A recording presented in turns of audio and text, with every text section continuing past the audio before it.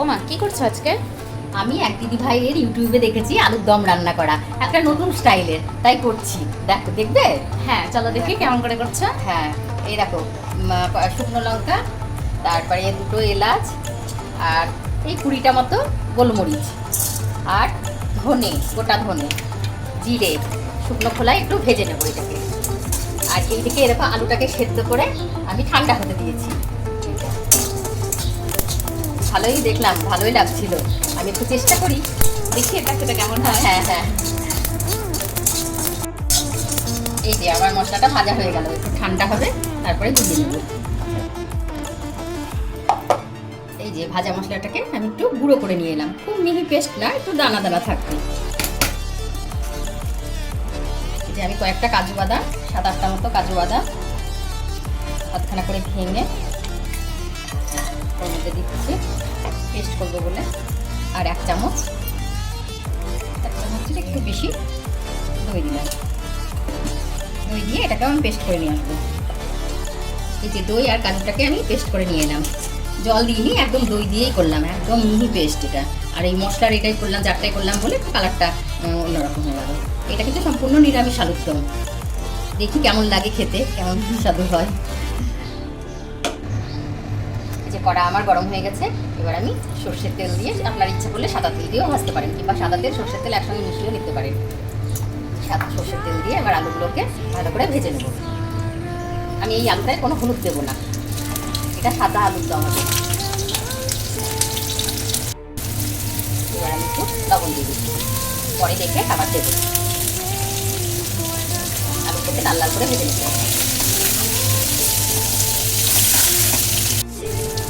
আলুগুলো লাল লাল করে ভাজা হয়ে গেল, এবার আমি আলুগুলোকে তুলে নেব। আমার আলুগুলো সব ভাজা হয়ে গেল, এবার ওই তেলের মধ্যে ফোড়ন দিয়ে দিলাম একটু। আর আদা আর কাঁচা লঙ্কাটা আমি 1 চামচ, 2 চামচ বেটে নিয়েছিলাম আগের থেকে। এর মধ্যে কোনো তেজপাতা আমি ফোড়ন দেবো না, তেজপাতা, দারচিনি কোনো কিছু আমি ফোড়ন দেবো না। কাঁচা লঙ্কা আদার গন্ধটা যতক্ষণ থাকবে ভেজে দিতে হবে ভালো করে। আমি গ্যাসটাকে একদম কমিয়ে দিয়ে এই লঙ্কা আর আদাটা ভেজে নিলাম। এবার আমি যে পেস্টটা বানিয়ে রেখেছিলাম দই আর আদা, দই আর কাজু বাদাম দিয়ে, সেই পেস্টটা এখন দিয়ে দিচ্ছি এর ভেতরে। দই আর কাজু বাদামটা আদা আর কাঁচা লঙ্কার পেস্টের সঙ্গে একসঙ্গে একটু নেড়ে দিচ্ছি, মানে কষিয়ে নিচ্ছি। এই যে কাজু আর দইয়ের পেস্ট করার পর যে জলটা, যে 1/2 কাপ মতো জল আমি এর মধ্যে দিয়ে যোগ করে দিলাম, দিয়ে আবার একটু কষাতে থাকবো। আমি এবার ভাজা মশলার গুঁড়োটা এর মধ্যে দিয়ে দিচ্ছি।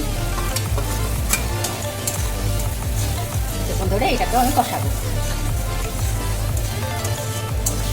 আমার কষানো হয়ে গেছে, এবার আলুটার মধ্যে ভাজা আলুটা দিয়ে দিচ্ছি।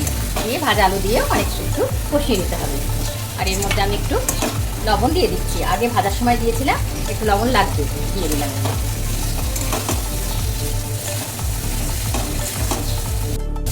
আমার আলুটা কষানো হয়ে গেল, এবার এর মধ্যে 1 কাপ মতো দুধ আমি দিয়ে দিচ্ছি। অনেকে ভাববেন হয়তো যে দই দেওয়ার পর আবার দুধ দিচ্ছি, কেটে যাবে। না, কেটে যাবে না, কারণ কাজু বাদাম দিয়ে দইটা পেস্ট করা হয়েছিল। এবার আমি কিছুক্ষণ নাড়িয়ে নেওয়ার পর ঢেকে দেবো,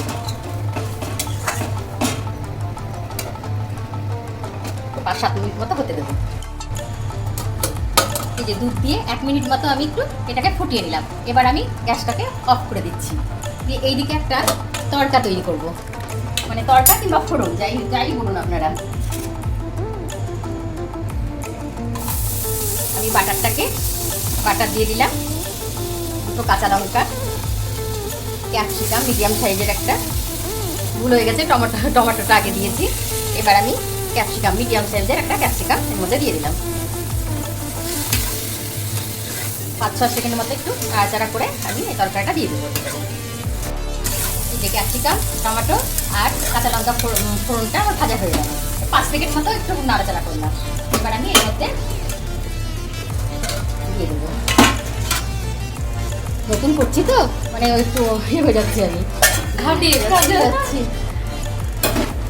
এর মধ্যে দিয়ে কচুরি মেখে দিচ্ছি। আপনারা ইচ্ছা করলে একটু চিনিও দিতে পারেন, তো আমি মিষ্টিটা আমার বৌমা তো ভালোবাসে না বলে আমি দিলাম না।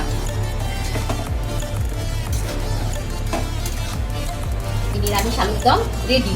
ইউটিউব দেখে আমি করলাম এটা। এই যে আলুর দম রেডি ইউটিউব দেখে। যদি আপনাদের ভালো লেগে থাকে তাহলে লাইক, কমেন্ট এবং শেয়ার করবেন। আর এইরকম দারুণ দারুণ ভিডিও পাওয়ার জন্য অবশ্যই চ্যানেলটিকে সাবস্ক্রাইব করবেন, একদম ভুলবেন না।